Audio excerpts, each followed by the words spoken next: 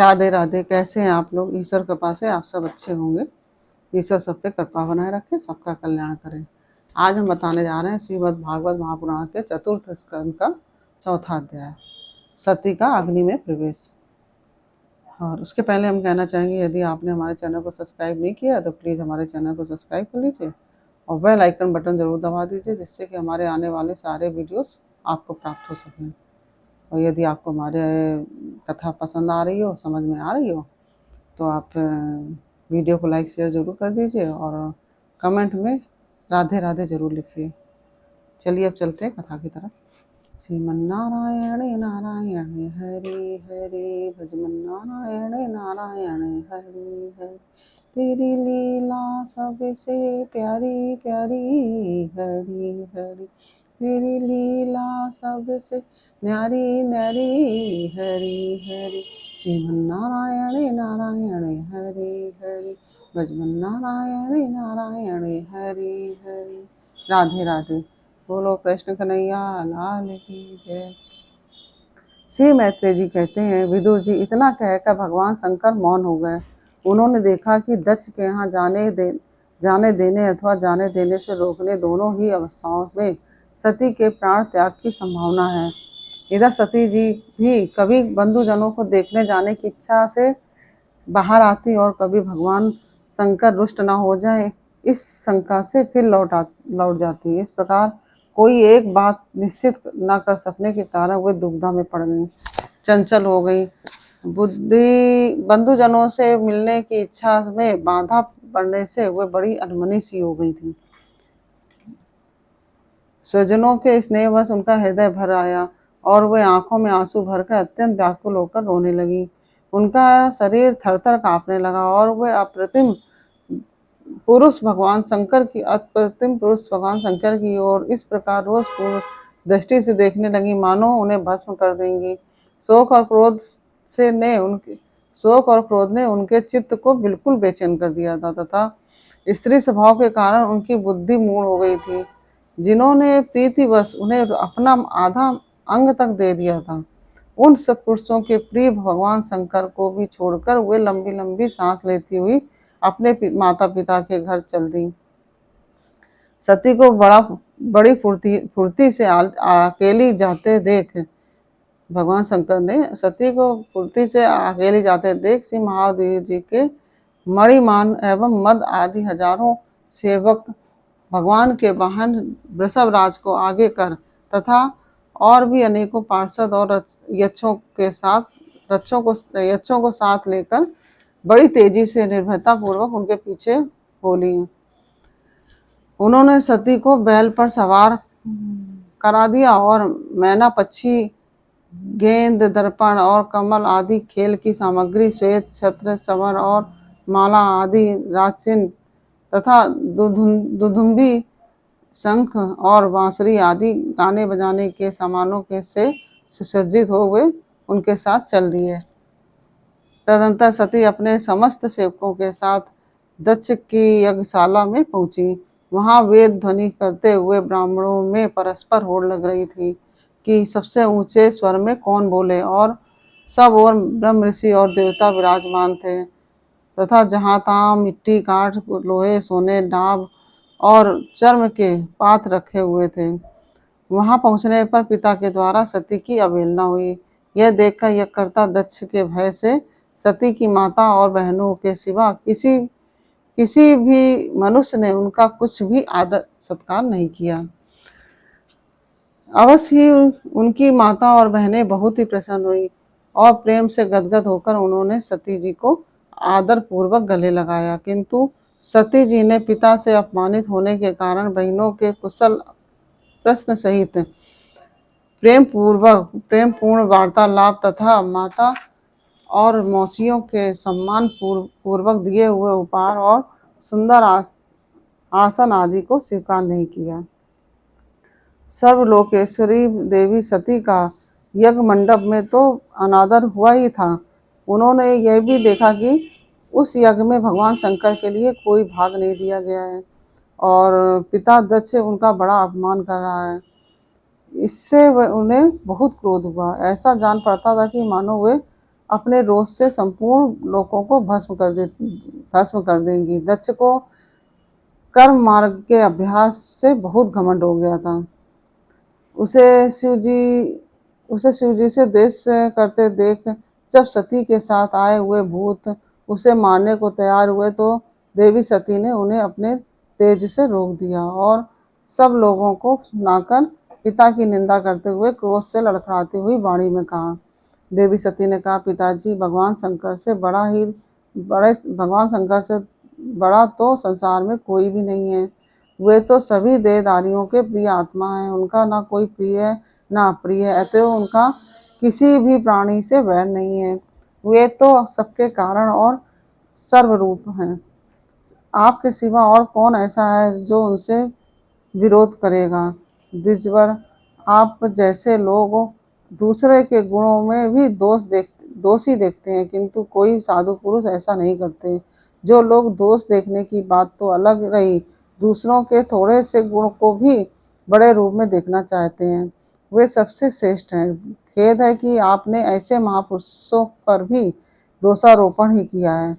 जो दुष्ट मनुष्य इस स्वरूप जड़ शरीर को ही आत्मा मानते हैं, वे यदि ईर्ष्यावश सर्वदा ही महापुरुषों की निंदा करें तो यह कोई आश्चर्य की बात नहीं है, क्योंकि महापुरुष तो उनकी इस चेष्टा पर कोई ध्यान नहीं देते, परंतु उनके चरणों की धूलि उनके इस अपराध को न सहकर उनका तेज नष्ट कर देती है। अतः महापुरुषों की निंदा जैसा जघन्य कार्य उन दुष्ट पुरुषों को ही शोभा देता है, जिनका शिव यह दो अक्षरों का नाम प्रसंगवश एक बार भी मुख से निकल जाने पर मनुष्य के समस्त पापों को तत्काल नष्ट कर देता है और जिनकी आज्ञा का कोई भी उल्लंघन नहीं कर सकता। और उन्हीं की पवित्र कीर्ति मंगलमय भगवान शंकर से आप द्वेष करते हैं। अवश्य ही आप अमंगल रूप हैं। अरे महापुरुषों के मन मधुकर ब्रह्मानंदमय रस का पान करने की इच्छा से जिनके चरण कमलों का निरंतर सेवन किया करते हैं और जिनके चरणारविंद का सकाम पुरुषों को उनके अभीष्ट भोग भी देते हैं, उन विश्वबंधु भगवान शिव से आप वैर करते हैं। वे केवल नाम मात्र के शिव हैं। उनका वेश अशिव रूप, अमंगल रूप है और इस बात को आपके सिवा दूसरे कोई देवता संभवतः नहीं जानते, क्योंकि जो भगवान शिव शमशान भूमिस्थ नरमुंडों की माला, चिता की भस्म और हड्डियां पहने जटा बिखेरे भूत पिशाचों के साथ शमशान में निवास करते हैं, उन्हीं के चरणों पर गिरे हुए निर्माल्य को ब्रह्मा आदि देवता अपने सिर पर धारण करते हैं। यदि निरंकुश लोग धर्म मर्यादा की रक्षा करने वाले अपने पूजनीय स्वामी की निंदा करें तो अपने में उसे दंड देने की शक्ति न होने पर कान बंद करके वहां से चला जाए, और यदि शक्ति हो तो बलपूर्वक पकड़कर उस बकवाद करने वाली अमंगल रूप दुष्ट जिह्वा को काट डाले। इस पाप को रोकने के लिए स्वयं अपने प्राण तक दे दे, यही धर्म है। आप भगवान नीलकंठ की निंदा करने वाले हैं, इसलिए आपसे उत्पन्न हुए इस शरीर को अब मैं नहीं रख सकती। यदि भूल से भी कोई निंदित वस्तु खा ली जाए तो उसे वमन करके निकाल देने से ही मनुष्य की शुद्धि बताई जाती है। जो महामुनि निरंतर अपने स्वरूप में ही रमण करते हैं, उनकी बुद्धि सर्वथा वेद के विधि निषेधमय वाक्यों का अनुसरण नहीं करती। जिस प्रकार देवता और मनुष्यों की गति में भेद रहता है, उसी प्रकार ज्ञानी और अज्ञानी की स्थिति भी एक सी नहीं होती। इसलिए मनुष्य को चाहिए कि वह अपने ही धर्म मार्ग में स्थित रहते हुए भी दूसरे के मार्ग की निंदा न करे। प्रवृत्ति यज्ञ आदि और निवृत्ति सम दामादि रूप दोनों ही प्रकार के कर्म ठीक हैं। वेद में उनके अलग अलग रागी और विरागी दो प्रकार के अधिकारी बताए गए हैं। परस्पर विरोधी होने के कारण उक्त दोनों प्रकार के कर्मों का एक साथ एक ही पुरुष के द्वारा आचरण नहीं किया जा सकता। भगवान शंकर तो परब्रह्म परमात्मा हैं। इन्हें उन्हें इन दोनों में से किसी भी प्रकार का कर्म करने की आवश्यकता नहीं है। पिताजी, तो हमारा ऐश्वर्य अव्यक्त है। आत्मज्ञानी महापुरुष ही उसका सेवन कर सकते हैं। आपके पास वह ऐश्वर्य नहीं है। और यज्ञशालाओं में यज्ञान से तृप्त होकर प्राण पोषण करने वाले कर्मठ लोग उसकी प्रशंसा भी नहीं करते। आप भगवान शंकर का अपराध करने वाले हैं, अतः आपके शरीर से उत्पन्न इस निंदनीय देह को रखकर मुझे क्या करना है। आप जैसे दुर्जन से संबंध होने के कारण मुझे लज्जा आती है। जो महापुरुषों का अपराध करता है उससे होने वाले जन्म को भी धिक्कार है। जिस समय भगवान शिव आपके साथ मेरा संबंध दिखलाते हुए मुझे हंसी में दाक्षायणी दक्ष कुमारी के नाम से पुकारेंगे, उस समय हंसी को भूलकर मुझे बड़ी ही लज्जा और खेद होगा। इसलिए उसके पहले ही मैं आपके अंग से उत्पन्न इस सौतुल्य शरीर को त्याग दूंगी। श्री मैत्रेय जी कहते हैं, काम आदि शत्रुओं को जीतने वाले विदुर जी उस यज्ञ मंडप में दक्ष से इस प्रकार कह देवी सती मौन होकर उत्तर दिशा में भूमि पर बैठ गई। उन्होंने आचमन करके पीला वस्त्र ओढ़ लिया और आंखें मूंद कर शरीर छोड़ने के लिए वे योग मार्ग में स्थित हो गई। उन्होंने आसन को स्थिर कर प्राणायाम द्वारा प्राण और अपान को एक रूप करके नाभि चक्र में स्थित किया। फिर उदान वायु को नाभि चक्र से ऊपर उठाकर धीरे धीरे बुद्धि के साथ हृदय में स्थापित किया। इसके पश्चात अनिंदिता सती उस हृदय स्थित वायु को कंठ मार्ग से भ्रकुटियों के बीच में ले गई। इस प्रकार जिस शरीर के महापुरुषों के भी पूजनीय भगवान शंकर ने कई बार बड़े आदर से अपनी गोद में बिठाया था, दक्ष पर कुपित होकर उसे त्यागने की इच्छा से महामनस्विनी सती ने अपने संपूर्ण अंगों में वायु और अग्नि की धारणा की।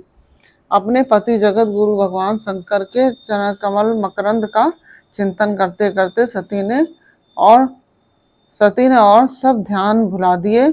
उन्हें उन चरणों के अतिरिक्त कुछ भी नहीं दिखाई दिया।